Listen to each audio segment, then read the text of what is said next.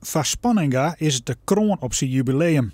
Hij viert het 24-jarig bestaan van zijn restaurant op de Jouwer en mij dan ook nog eten vieren voor de koning en de koninginnen. We gaan alles bij het eindhoorn in die 24 jaar, want we zitten in het jubileum hier natuurlijk. De beurs van Berlage, Ridderzaal, Nieuwspoort doen we diners.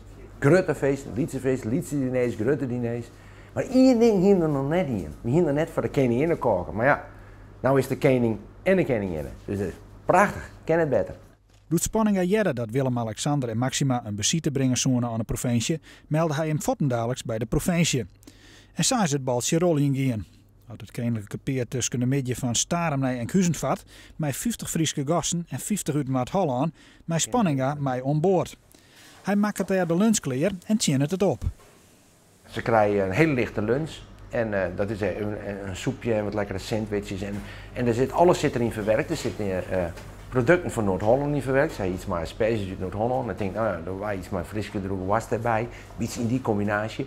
En ja, hoe kent het was dat wij suikerballen doen. En toen dacht ik, suikerballen, dat combineert nou lekker met een zomerkoninkje. Dus dat vind ik wel toepasselijk. Dus dat krijg ik. Afvurdigen van het koninklijk huis van de man bij Spanninga Delwest en het menu is goedkaart. Op verzoek van het koninklijke peer krijgen de gasten aan boord hetzelfde eten.